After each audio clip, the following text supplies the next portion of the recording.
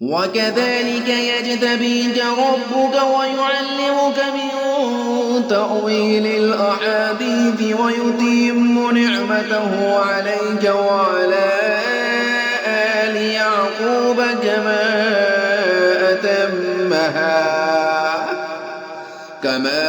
أتمها على أبويك من قبل إبراهيم وإسحاق إن ربك عليم حكيم.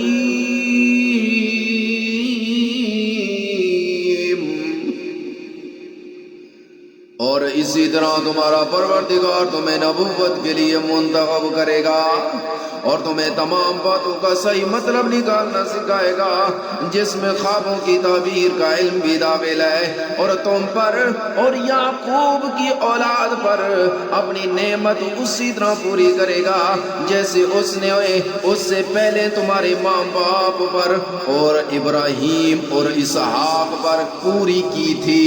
یقیناً تمہارا پروردگار علم کا بھی مالک ہے، حکمت کا بھی مالک. لقد كان في يوسف وإخوته آيات للسائلين.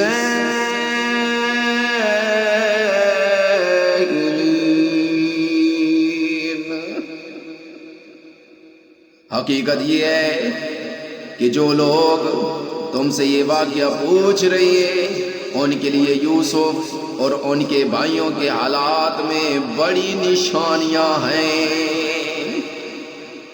اذ قالوا ليوسف واخوه احب الى ابينا منا ونحن عصبة ان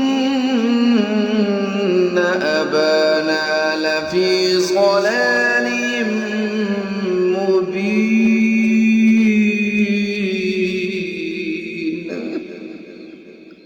یہ اس وقت کا واقعہ ہے جب یوسف کے ان ستیلے بھائیوں نے آپس میں کہا تھا کہ یقینی طور پر ہمارے والد کو ہمارے مقابلے میں یوسف اور اس کے حقیقی بھائی بنیامین سے زیادہ محبت ہے، حالانکہ ہم ان کے لیے ایک مضبوط جتھا بنے ہوئے ہیں.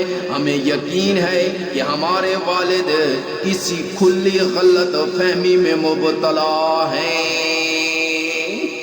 اقتلوا يوسف أو اطرحوه أرضا يخل لكم وجه أبيكم وتكونوا من بعده قوما صالحين.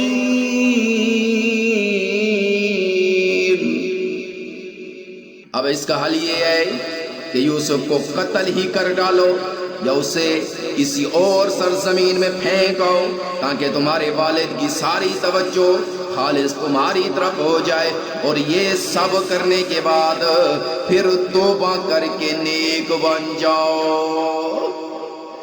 قال قائل منهم لا تقتلوا يوسف وألقوه في غيابة الجب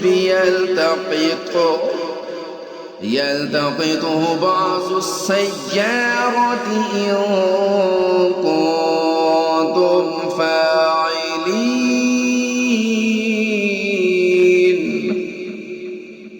انہی میں سے کہنے والے نے کہا یوسف کو قتل تو نہ کرو، البتہ اگر تمہیں کچھ کرنا ہی ہے تو اسے کسی اندھے کنویں میں پھینکو تاکہ کوئی قافلہ اسے اٹھا کر لے جائے.